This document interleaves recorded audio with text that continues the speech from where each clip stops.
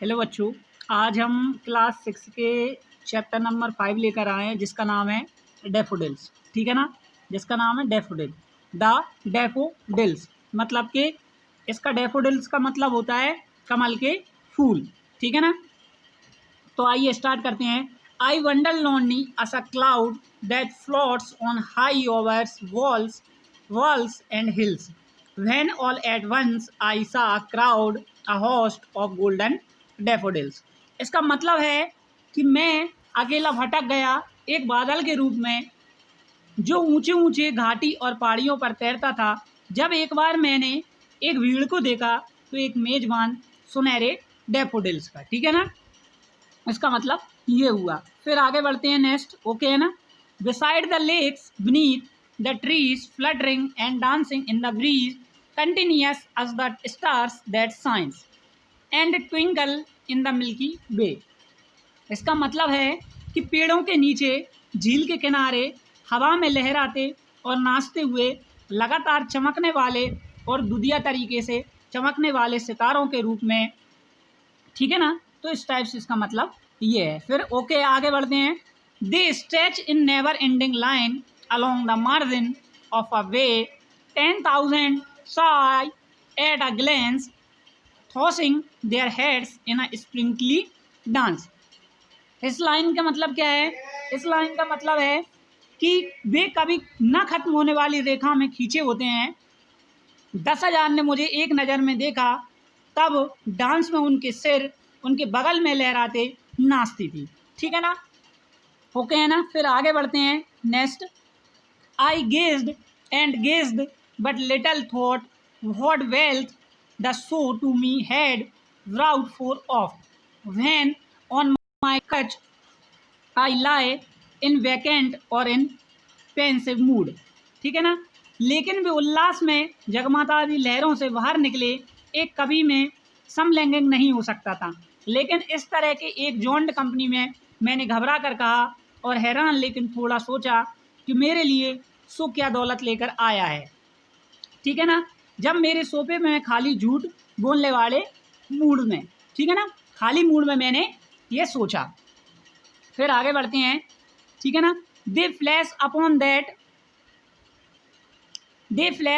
That inward eyes which is the bliss of solitude and then my heart with pleasure fills and dance with a daffodil. इसका मतलब है कि वे उस भीतर की आंख में चमकते हैं जैसे जो एकांत का आनंद है, और फिर मेरा दिल खुशी से भर जाता है और डैफोडिल्स के साथ मैं नृत्य करने लगता हूँ। ठीक है ना, तो यहाँ पर क्या बताया गया है? यहाँ पर डैफोडिल्स के बारे में बताया गया है कि एक कोई स्ट्रेंजर मैन है, वो आता है और वो सफ़र करते हुए आता है। तो इस टाइप से यहाँ पर उसका वर्णन किया गया है कि किस टाइप से वो डैफोडिल्स को देखता है, फिर उनका एक्सपीरियंस वर्णन करता है। ठीक है ना, तो आइए इसकी वर्ड मीनिंग पर इसकी एक्सरसाइज और वर्ड मीनिंग देख लेते हैं। ठीक है ना, ये पोएम लिखी है विलियम वर्ड्सवर्थ ने। ठीक है ना, विलियम वर्ड्सवर्थ ने। यहाँ पर वर्ड मीनिंग दी हुई है। फ्लॉट्स का मतलब होता है move slowly in the air. ठीक है ना, तैरना एक टाइप से। होस्ट का मतलब होता है आ लार्ज मेंबर। ठीक है ना, होस्ट का मतलब मेजबान। ब्रीज मतलब होती है हवा। मार्जिन मतलब होता है एड्ज, जो मार्जिन होती है ना, जैसे लंबाई भी कह सकते हैं। ठीक है ना, all the ones suddenly breathe.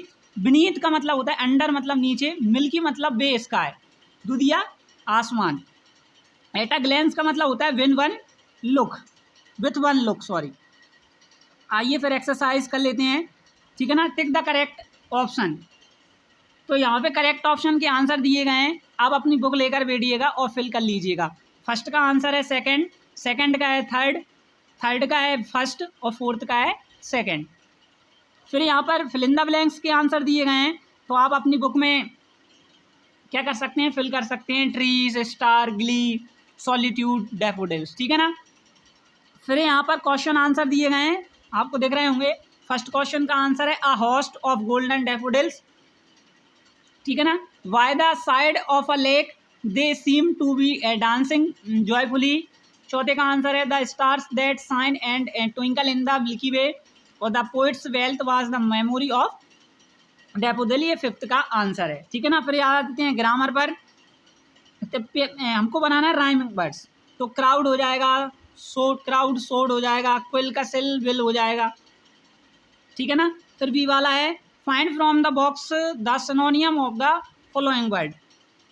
हमको क्या करना है, सिनोनियम लिखना है। तो यहाँ पर आंसर दिए हुए हैं, हैप्पीनेस हो जाएगा, मास हो जाएगा, स्टार हो जाएगा, ग्लाइड हो जाएगा, हॉलोस हो जाएगा, स्प्रीड हो जाएगा, रैम्बल और अनब्रोकन हो जाएगा, ठीक है ना।